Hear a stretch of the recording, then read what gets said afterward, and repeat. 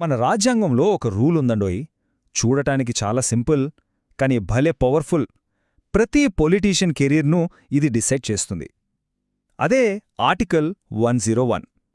మరి ఈరోజు దీని కథ ఏంటో చూద్దాం. చూసారా, ఈ డైలాగ్ మొత్తం కథ ఒక్క వాక్యంలోనే ఉంది. ఇదేదో ఊరి పంచాయతీ అనుకుంటే పొరపాటే. ఇది దేశ పార్లమెంట్. ఇక్కడ రూల్స్ చాలా స్ట్రిక్ట్. 2 కుర్చీల మీద ఒకేసారి కూర్చుంటానంటే రాజ్యాంగం అస్సలు ఊరుకోదు. అస్సలు ఈ ఆర్టికల్ వెనుకున్న మెయిన్ ప్రిన్సిపల్ ఏంటి? చాలా సింపుల్. ఒక మనిషికి ఒకే సీటు, అంతే. అంటే ఇంకా క్లియర్గా చెప్పాలంటే ఒక వ్యక్తి ఒకేసారి లోక్సభ, రాజ్యసభ రెండింట్లోనూ ఎంపీగా ఉండటానికి వీల్లేదు. అలాగే ఒకే టైంలో ఇటు పార్లమెంట్లో ఎంపీగా, అటు స్టేట్లో ఎమ్మెల్యేగా కూడా కుదరదు. రాజ్యాంగం ఈ విషయంలో చాలా క్లియర్గా ఉంది. 1 పర్సన్ 1 పోస్ట్, అంతే. మరి ఎవరైనా లక్ బావుండి 2 సభలకు ఎన్నికైతే అప్పుడేంటి కథ? అక్కడే ఈ 14 రోజుల రూల్ ఎంటర్ అవుతుంది. వాళ్లకు కరెక్ట్గా 2 వారాలు టైం ఇస్తారు. ఏ కుర్చీ కావాలో తేల్చుకోండి బాబూ అని. ఒకవేళ ఆ టైంలో వాళ్ళు ఏది డిసైడ్ చేసుకోకపోతే అప్పుడు మన రాజ్యాంగమే సీన్లోకొస్తుంది. వాళ్ళ లోక్సభ సీటుని ఆటోమేటిక్గా ఖాళీగా ప్రకటించేస్తుంది. ఇక్కడో చాలా ముఖ్యమైన పాయింట్ ఉంది. ఒకసారి రాజీనామా ఇచ్చినా లేదా సీటు దానంతటదే ఖాళీ అయినా అది ఫైనల్ అనమాట. దీనికి మళ్ళీ ఏ ప్రభుత్వ పర్మిషన్ అక్కర్లేదు. ఇది రాజ్యాంగం డైరెక్ట్గా అమలు చేసే యాక్షన్. దీని ఎవరూ ఆపలేరు. సరే, అంతా బానే ఉంది. కానీ అసలు ఈ రూల్ ఎందుకు? మన రాజ్యాంగ నిర్మాతలు ఈ ఒకే సీట్ రూల్ని ఇంత స్ట్రిక్ట్గా ఎందుకు పెట్టాల్సి వచ్చింది? దాని వెనకున్న అసలు లాజిక్ ఏంటో తెలుసుకుందాం. ముఖ్యంగా 3 కారణాలున్నాయి. మొదటిది, పవరంతా ఒకే వ్యక్తి చేతిలో ఉండకూడదు. రెండోది, అకౌంటబిలిటీ అంటే జవాబుదారీతనం. ఒక లీడర్ ఎవరికి బాధ్యత వహించాలి? రాష్ట్ర ప్రజలకా, దేశ ప్రజలకా? ఈ కన్ఫ్యూజన్ అస్సలుండకూడదు. ఇక మూడోది, చాలా ముఖ్యం, 2 జీతాలు 2 ఓట్లు, డబుల్ ఇన్ఫ్లుయెన్స్. ఇవన్నీ డెమోక్రసీకే చాలా డేంజర్. సరే, ఇదంతా బానే ఉంది. కాని ఎవరైనా పొలిటీషియన్ నేను చాలా తెలివైనోణ్ణి అనుకుని ఈ రూల్ని పక్కనబెట్టి 2 కుర్చీలో నావే అంటే అప్పుడేమవుతుంది? రాజ్యాంగం వాళ్ల సంగతి ఎలా చూస్తుంది? ఇప్పుడు అసలు విషయానికొద్దాం. ఈ నియమాన్ని దాటితే ఎదురయ్యే పరిణామాలేంటో చూద్దాం. ఈ రూల్ నుంచి తప్పించుకోవడానికి కొందరు నేతలు రకరకాల ట్రిక్స్ ప్లే చేస్తూ ఉంటారు.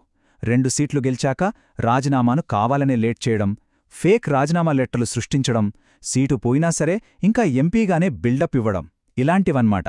కానీ గుర్తుంచుకోండి, ఇవన్నీ పక్కా ఇల్లీగల్. ఇక్కడో చాలా ఇంట్రెస్టింగ్ పాయింట్ ఉంది. ఆర్టికల్ 101లో డైరెక్ట్గా పనిష్మెంట్స్ గురించి చెప్పలేదు. కానీ ఈ ఆర్టికల్ను తప్పించుకోవడానికి ఎవరైనా మోసం, ఫోర్జరీ లాంటి పనులు చేస్తే అప్పుడు మన కొత్త క్రిమినల్ కోడ్, భారతీయ న్యాయ సంహిత అదే బిఎన్ఎస్ సీన్లోకొచ్చేస్తుంది. అయితే ఆర్టికల్ 101కి సంబంధించిన మోసాలకు ఈ కొత్త చట్టం ఎలాంటి కఠినమైన శిక్షలు వేస్తోందో ఇప్పుడు వివరంగా చూద్దాం. ఒక్కసారి ఈ స్లైడ్ చూడండి. ఫేక్ రాజీనామా లెటర్ తయారు చేశారనుకోండి, అది ఫోర్జరీ కిందుకొస్తుంది.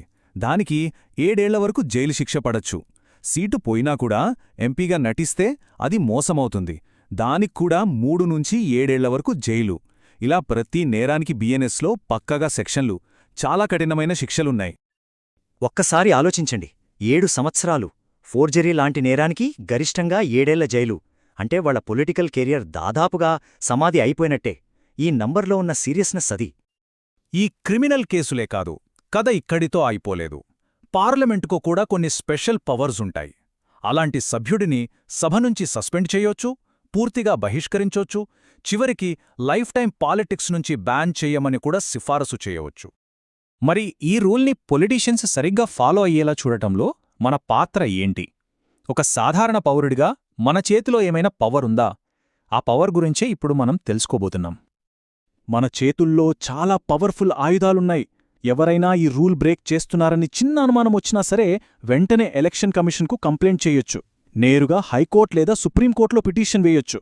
ఆర్టీఐ యాక్ట్ ఉపయోగించి వాళ్ల రాజీనామా రికార్డులేమయ్యాయో కూడా అడగచ్చు. ఈ స్లైడ్ మొత్తం కథను ఒక్కసారిగా చూపిస్తోంది.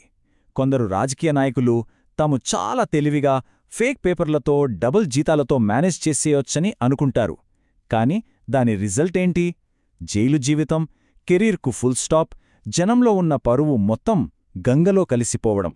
ఫైనల్గా ఈ ఒక్క మాట గుర్తుంచుకుంటే చాలు. రాజ్యాంగం ఎవరికీ 2 కుర్చీల చాయిస్ ఇవ్వదు. నాయకులే ఒకదాన్నే ఎంచుకోవాలి. ఒకవేళ వాళ్లు ఎంచుకోకపోతే రాజ్యాంగమే వాళ్లకోసం ఎంపిక చేస్తుంది. ఆ తర్వాత జరిగే పరిణామాలు మాత్రం వాళ్ల ఊహకు కూడా అందవు.